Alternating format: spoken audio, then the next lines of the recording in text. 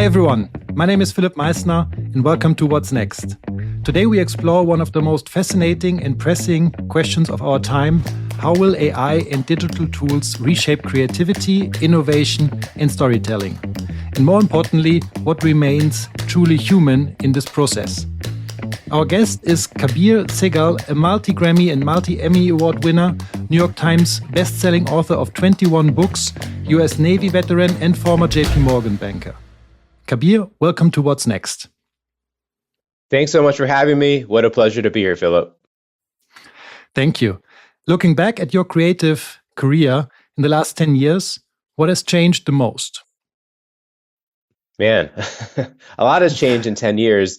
I remember someone wise said you can't see any change really in 2 years, but in 10 years, man, think about 10 years ago, there wasn't AI as we know it, and how it's affected my career. I'm sure we'll get into it. Music making has changed a lot. So I think what's changed a lot are the tools, a lot of the tools that have been created. And what's struggling is our capacity to keep up, not just, the early adopters, but those who may not be so quick to adopt, and how these technologies are going to be affecting everyone's careers going forward. So 10 years ago, I like to think what I was doing. 10 years ago, I was working at a bank, many years ago. For me, I've put on many hats since then. And I think that's the key to creativity. Keep on trying different hats, because that's always the key to moving forward. You're talking about the different hats that you've had during your career. I mean, you've been very successful across multiple industries, from music to film to finance to literature. Can you explain the core principles that guide your creative work? Yeah, I call it having a portfolio career, because it didn't really make sense to other people what I do, and it didn't make sense to me either. So I just I just follow what I'm interested in. And, they always say, do what you want to learn, do what you're curious in, lean into your curiosity. So whatever my books, for example, I write books about topics I want to learn about, and so that inspired me to write about the history of money when I worked at a bank, or the jazz music because I was really interested in music, or to write children's books. So there's all kinds of topics that I look at that I'm curious in. So if you take curiosity and learning as your motivation, it'll guide you into many different paths. And it's okay if it doesn't. But for me, we're not on this earth very long. So the question is like, can I learn about this? Can I learn about that? And so that has taken me into many different fields. And you start to realize maybe the topics are different, but like getting things done is like an essential quality of things, like getting back to people, saying what you're going to do, following through, execution, closing the loop. That's been my mantra. If I sign up for something, I'm going to do it. I'm going to complete it. I'm not going to flake. And so that's a skill that translates well from investment banking and being in the military to, let's say, in music. Like in music, as a music producer, yeah, there's gear and there's like audio plugins and there's craft, but there's also like getting back to an artist and like delivering on time, delivering under budget. Like these are things that should be universal, acceptable practices in business. And they've helped me stand out in the creative world, because I take these banking and military practices and apply them to writing a book or like serving. I guess it's called skill stacking, right? If you do enough things, you're going to have a lot of skills that you can kind of bring to every discipline. So I hope that makes sense. Yes, absolutely. You talked about inspiration. How do you find inspiration? I find inspiration from fellow creatives. I read a lot, so I always feel like I'm in conversation with Rabindranath Tagore, right, the great Indian philosopher and poet, Mark Twain, Kurt Vonnegut, Georgia O'Keeffe. So I try to fill my time with inspiration, and I'm very intentional about that, Philip. I don't really, I brag maybe to the envy of my friends. I have very few meetings during the week, blank calendars. This is probably one of the few meetings I have this week. And, there's been a period in my life where my life is very scripted. Meeting, travel, do 3 cities in one day. Like I've done that, and I was blessed to do that. I'm at a point now where I have to create space to consume the literature and media that I want. So if you want better output, your input has to be really good. So when I listen to music, I'll listen to a full album. How many people do that these days? People listen to one song. So I listen to a full album. That's 45 minutes of going for a walk. If I'm going to listen to the new Beyonce record, I'm going to listen to it from start to finish, right? And see what she was trying to say artistically. If I'm going to read a book, I may not read it start to finish, but I'll get there. I'll make sure I complete it. So my schedule is blank, and it's like 4 hours of creative consumption. And that's because the rest of my time I'm producing things, literature, content, whatever it is. That's an important practice for me, is healthy consumption. What's the biggest misconception people have about creativity? That it's like, I think you're waiting for an idea to come. I think the ideas come when you're sitting there and forcing yourself to have an idea. I have a lot of ideas. Most of them are bad. And, the occasional one is good. But I have to go write a book in the next couple of weeks. I don't know what it's going to be about, but I have to sit there and like face the canvas, face the screen, and kind of will myself. So most great artists are very intentional about their time, like practicing every day, staying at the craft every day. I do think there's this kind of mythic thing that, I've got to just, the idea will come to me. And I do think there's like two types of work. And this is, I think, lost on maybe some folks when I worked at corporations. If you're constantly going meeting, that's like one type of like brain use. But if you're an individual creator and you're creating something, you need like alone time. You need that time to create. And so it's hard to go, the older I get, it's hard to go to switch back and forth. It's a different thing. So I could sit there and write emails all day. Yeah, it doesn't take a lot of brain power, but to like shift gears and to like start writing or creating, I need a day or two just to get into it now. So I find that to be like an important thing. People may not realize you can't just like turn it on and create. You got to like work into it. And sometimes that's daunting for folks to create the space to create. And then I guess the second misconception is you don't have to be like, Leonardo da Vinci, just do something small. We all have, we all can go around. There's a voice recorder on all our phones. We can go around and record the cityscapes, record the nature around you. There's all kinds of tools to make us quote unquote creative. And I think it's really important. Absolutely. Makes perfect sense. I mean, earlier you talked about AI and automation that are reshaping every industry. Has AI already fundamentally changed what it means to be creative? I think so. I mean, it's never been easier to create, right? So on your phone, you can access anyone and you can create anything. And everyone has become a content creator. But content's usually for like algorithm and views and clicks and trying to, access impressions. But I think if you use the tools to create art is when you create something and you don't really care what the response is going to be. You do it for yourself. And I think a lot of people are caught up in the reaction in the audience. What have you created that's just for yourself? And so I think as AI evolves, if you can create stuff that helps you express yourself and to the point of like you're doing it for yourself, that's great. Like I made a guitar record, a solo classical guitar, and I just made it for myself. I didn't really care. I mean, it's nice to know what people think about it, but I didn't put out any press releases. I didn't do any, I did one social media post and I moved on with my life. But it took me a few years to make that record. And I think if the AI tools are used to, again, help you create something that you want to create, not just something you want to, create impressions for, then I think it's probably a good use. But we're definitely in like an arms race of content. If you look at your feed, everyone's creating content these days. And the question is why? To what end? Yeah, so you get more views and clicks, so more you become a thought leader. Okay. Whose thoughts are you leading? Someone else, or are you truly leading your own thoughts? And are you evolving yourself to be a cultivated person? So it depends how you use the tools. And I think that's a key takeaway. Yeah, and there are many very advanced tools out there right now. I think Adidas just released a full AI-made ad. And when you look at Notebook LM, it can create entire podcasts just using AI. How can creators or artists stay ahead instead of being replaced? Yeah, I think this is important. You have to go out and have experiences that AI can't have, right? And then write about those. So I write a weekly newsletter, but in that newsletter, I'll try to like talk about something human that I've gone through. Like a story, or I work with this artist, or this is when, I was feeling a certain way. And that happens with a flood of AI content and kind of dribble out there. The more you're talking about yourself and personal experiences. And I think that's why artists are still, breaking through. The technology exists to just like create me a song, and it creates a song and it sounds pretty good. But like when an artist goes on tour and plays live, that human connection is hard to replicate.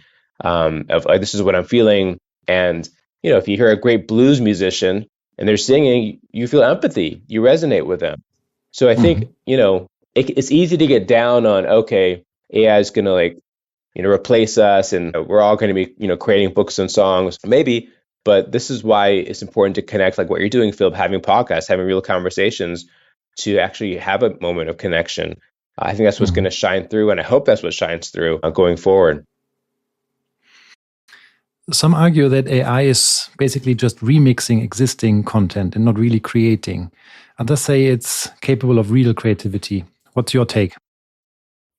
Well, I mean, it is remixing. That's how large language models work. And it's just, it's taking patterns and predicting. But isn't that kind of what the human brain does? We learn, like I'm reading great works by American authors right now, and I'm listening to Spanish guitar music. But when I play, like I'm taking that input and like it's informing how I play a solo. It's informing how I write a book.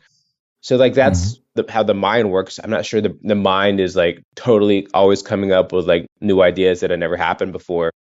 And yeah, like, as we move into AGI and enhanced artificial intelligence and super intelligence, like I think the genie's out of the bottle, right? Like it's coming, it's here, and we're living in a world where we have to like leverage AI as like a co-pilot. I'm not endorsing Microsoft, but you know what I mean? Brainstorming with AI. And I've integrated AI into a lot of my like, use cases, my daily use cases. I search with it, I brainstorm with it. And, it's like not using the internet when it came out. It's like, yeah, like everyone uses it now. So I think just getting comfortable with it and putting some limits on it, if possible, is going to be an important conversation going forward. Do you think that there's a risk of unlearning creativity if we rely too much on AI? Yes, there's a risk if we as like a species, humans, unlearn creativity. Like we're so interdependent now. Like what happens when there's a true disaster? Who knows how to actually, like make shelter and find the food and stuff like that? Yes. But I do think this is why I spend so much time like practicing guitar. That might seem like a trivial thing, like practicing an hour or two of guitar, or quaint, like I'm doing falconry or something, and these days. But I do find that when I do play guitar for folks, or when I get out, that's the part that connects most with folks. I want to be able to express myself through the human voice, and if that sounds good or that doesn't sound good. So there's totally, if you're constantly relying on AI to connect and connecting with people through the social media feeds, it's going to sound like drivel. And the more you can, this is why I'm saying the premium to like personally connect is so important, because we as humans are going to become way more interdependent. We're going to like start sounding like everyone else. And you already see that online. Everyone kind of sounds like each other. And so that's why it's important to, if you can, pick one thing and try to cultivate that. And you'll truly or learn a skill, right? So I think that's important for like vocational schools. You see that in the United States, like the importance of vocational training, learning a craft, learning a trade. Not everyone has to be, a computer scientist, actually learning quote unquote real skills is an important like evolution for skill development, especially in the United States and across the world.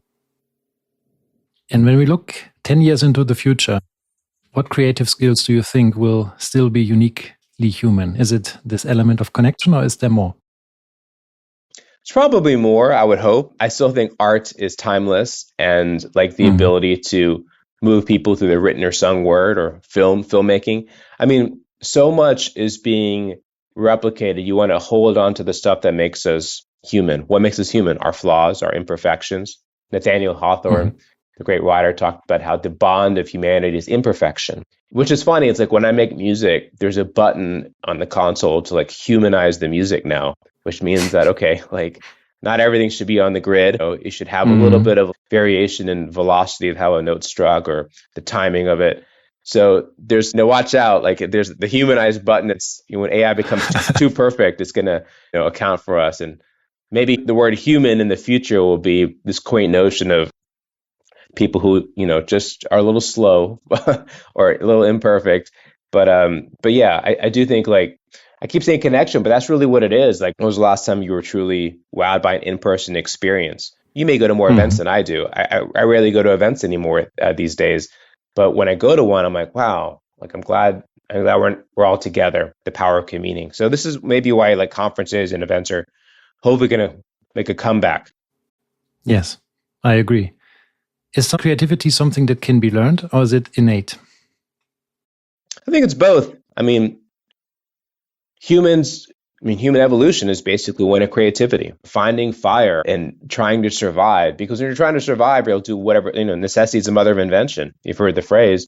So you can say the big leaps in human evolution, the big leaps in human development have been when we're trying to like survive or in periods of interglaciation. And there's ice ages where we have to struggle to survive and find the food. And that's apparently when our brains expanded or our skulls expanded. So like from an evolutionary standpoint, yeah, survival has been important for creation, and it's something that humans we need to keep doing. I'm almost concerned that with the rise of AI tools, we're not struggling as much, right? Like things are so easy now.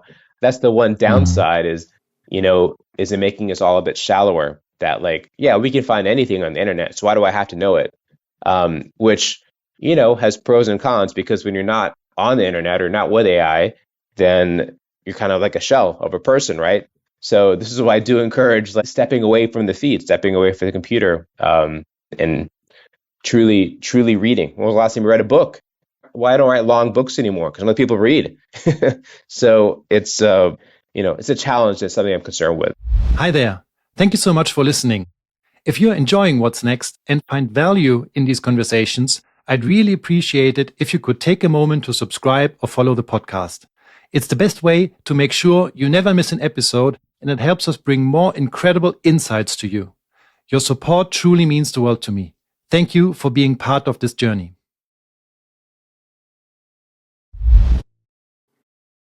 Another like 3 things you would advise somebody that wants to train the creativity muscle. I mean, it's reading, it's getting away from the screen. That's what I understand. Is there more? Yeah, I think walking is really important. So I walk, I don't know, an hour to maybe 2 or 3 hours a day. If we weren't on the screen right now, I'd be walking. All my phone calls, I'm walking. And so when someone wants to chat, I'm like, let's chat, call me.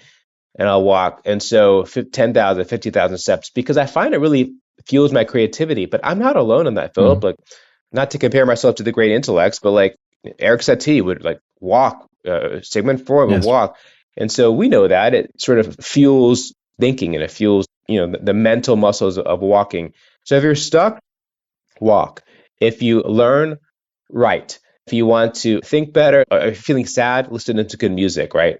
And so it's all about the inputs that are going into your life. And I think, and stick with something. I write every day. I practice guitar every day. I try to get 1% better every day. I feel like there's two folks. There's a lot of consumers, and then there's a lot of producers. I love your podcast and I love what people put out, but I don't consume a lot of stuff unless I'm super intentional about it. I only consume stuff that I'm about to create. If I'm going to make a documentary, I'm going to watch a lot of documentaries, but I'm not just going to sit there and watch documentaries. Like if I'm going to read a book, it's because I'm like thinking about writing a book on that. If I'm going to listen to a lot of music, it's because I'm thinking about making a song. So I would encourage people, don't just tell me about your favorite songs. Don't just tell me about your favorite book. Write one. Don't just tell me about your favorite newsletter. Write one. So once you shift from like consuming to like creating, it's a whole different like kettle of fish. And it's exciting to be a creator, especially these days. All the tools here, I would encourage everyone to become a creator. So if you do, but you're doing this wonderful podcast, and like you're seeing hopefully the dividends of connecting with people and learning. It's an important thing about being a creator. I agree. And when you consume content, let's say you listen to music, you read books, do you have like a different perspective? You were mentioning you just not only read it for the content, right? You read it for the way that it's structured, the way that it's written, maybe the way it's composed. So what do you pay attention to when you consume these mediums? Well, I take a lot of notes. And so I take a lot of notes, and I notice, like for writing, I'll notice when something is phrased like in an interesting way, like the froth blown away. That's something I would ever say, the froth blown away. So I would like highlight that, and then I would integrate it into my personal like lexicon. I had a database, I don't update it as much anymore, of like interesting phrases or words that I've come across. And so but now there's certain tools that if you highlight it, it'll like resurface it for you through email, like things you've learned, right? And so that's something I look for. In music, I take a lot of notes. So when I hear a song, I'm listening to the production of the song. So afterwards, I'll get my voice memo out and I'll say, okay, I hear like percussion, I hear timbale, I hear congas. The progression is a 2-5-1 progression. they're using the harmonic minor scale there. So I'll just make like little notes to myself. So then when I get back to my production flow, I just have this like, I'm a prolific note taker. I have like hundreds and if not thousands of notes that I have. They're not organized in any way. They're just notes and they're on my computer. I just kind of, and so I can search them, but they're not like tagged or anything. So I'm a big note taker. I might make a note after this podcast. Wonderful. And I mean, many of our audience are business leaders and they lead teams, and many of them want to become more innovative, and innovation requires creativity. So do you have some advice to make your teams more creative? Is there one thing that you can do as a leader? Don't punish your creative people, meaning that when I worked at companies, people thought I was weird. And because I was writing books and I was making music and like, who's this guy? And I mean, I get it, but like, also it's like, oh, and this is why I talk about like having a portfolio career. If you work at a big company, be smart. Don't tell everyone about everything you're doing, because people will be like, oh, like you have more time to like, let's give him more work or let's give her more work. Clearly, Philip has a podcast, like, it has more time. Let's give him a bunch of work now because he can go out have a podcast. So you have to be smart about how humans are and how the workplace is. And I always talk about having like need to know information. So when I worked at big companies, I didn't like advertise that I was doing all this stuff because of those reactions. And so if you're a leader creating a culture where you're not like punishing people for like being unusual and creative, that might seem weird, but this is from real experience that it's okay to be creative, but keep it to yourself if it's going to impact, how people view you. The flip side is if you have clients or you have like, if you're in a revenue generating role and you're trying to stand out, leverage your creativity. I know when I worked on Wall Street, most of my clients knew that like I like to make music or I was doing creative things, because I wasn't just another banker selling the deals. It was like, okay, he's someone I can have a conversation about culture with. So it's like kind of knowing who to share what with. And maybe that's not the answer. I don't know what answer you're looking for, but I think that's really practical advice if you're like an individual. And if you're a leader, I would structure time where it's like truly creative time.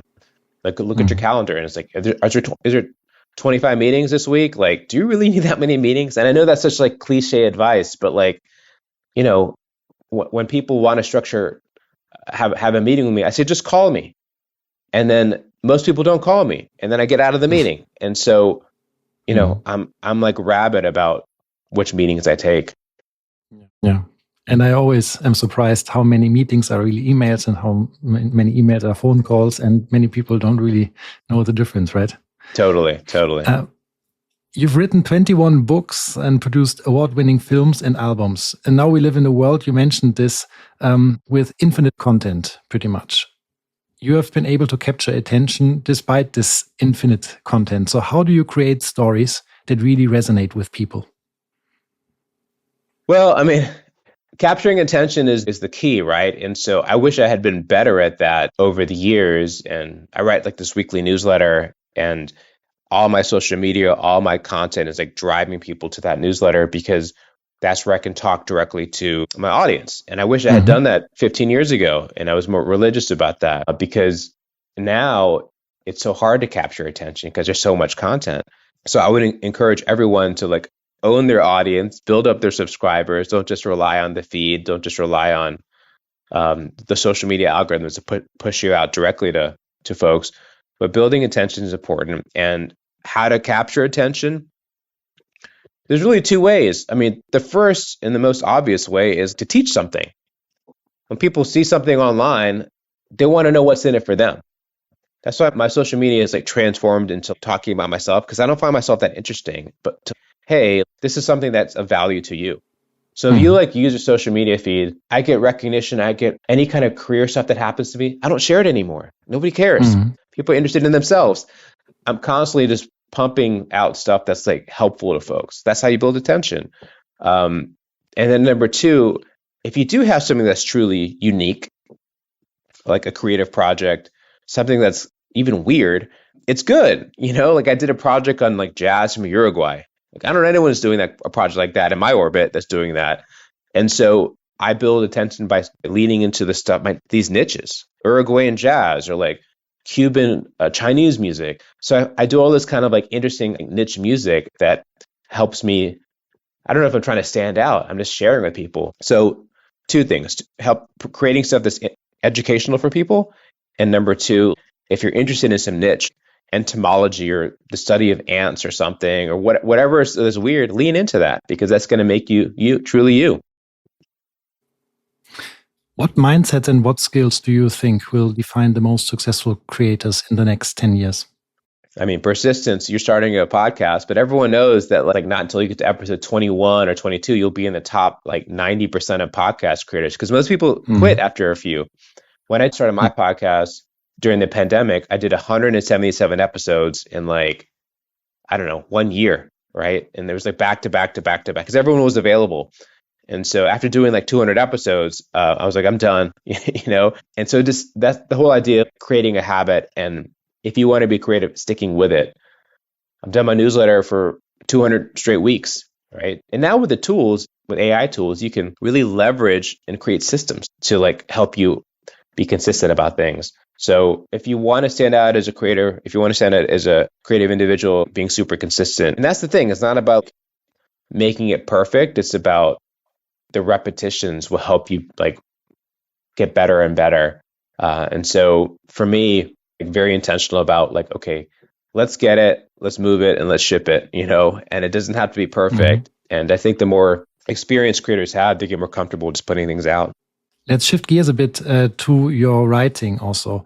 You have written a Harvard Business Review article on having multiple careers, and this one was actually one of the most influential one in Harvard Business Review's 100-year history. Why do you think this idea resonated so much? I think the piece really just struck a nerve.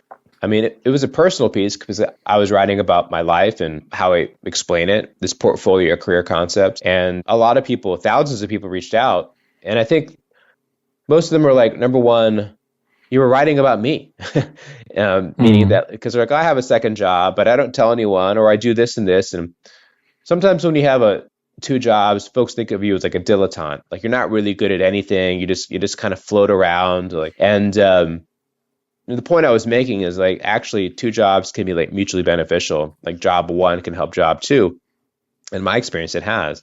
And so I was kind of defending folks who have this, way of life. There's a lot of artists that I know who have day jobs. They would never tell you they have a day job. I'm not saying they're like, waitresses or waiters.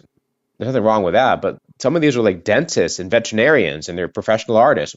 Someone I know works at the National Basketball Association as a administrative assistant who's a great artist making music.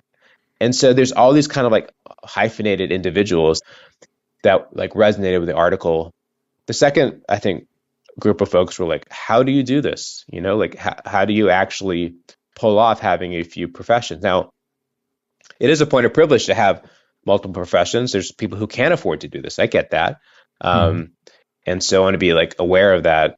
But it's also like when you have a corporate job or when you have a revenue stream, like diversifying your revenue streams, investing in a way that gives you cash flow so that when you don't have the corporate job, you're making money, it's coming in. And so whether that's dividend stocks or whether that's real estate investing, royalties, whatever it is, having a revenue composition mix that helps you, that funds your curiosity is really important if you're able to do that. And with the power of compounding over many years, you can generate capital that gives you the capacity to experiment and try different things. So that's why I think the article resonated. I was defending people, and B, people were like, hey, how do you do this? And so my LinkedIn and my newsletter is basically just a manifesto of like, how do you create a portfolio career?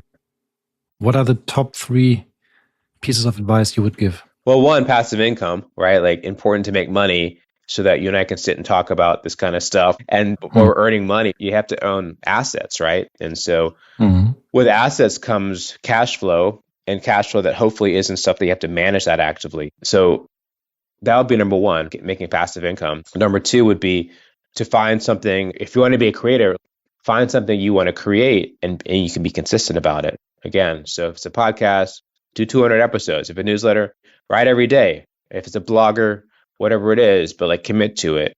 And number 3, do something that's just for yourself, meaning that it's so easy to get caught up in, again, the audience of it. But I play guitar. I'm not a great guitar player. I do it for myself, but I find that time of like 2 hours every day, helps me step back from things like meditation time. I'm not going to say meditate. A lot of people meditate. You can do that. But I say like pick up something like an instrument or painting or something that helps you be in the moment. And looking ahead, what's next for you? What's the next creative challenge you want to tackle? I'm writing more children's books with my mother. So I've got some new children's books coming out. I have, I think, albums, music coming out of my ears. I'm releasing some Indian classical music right now, and have some very adventurous Latin jazz music coming out this fall, making music for plants. So it just runs the gamut, reggaeton music. So my inbox is like just constant projects coming in, and which is cool. I'm blessed to be in that position. And I spend most of the day just sitting at my workstation, just with my keyboard, just making music and beats and rhythms and, 7 hours a day making music, which is exciting for me. If someone had told me years ago, you can make a living making music, you're crazy, because I didn't want to be like a touring artist, that's another kettle of fish. But being able to sit and like make the music and launch it in the world and see and make money and being people listening to it, that's really a privilege.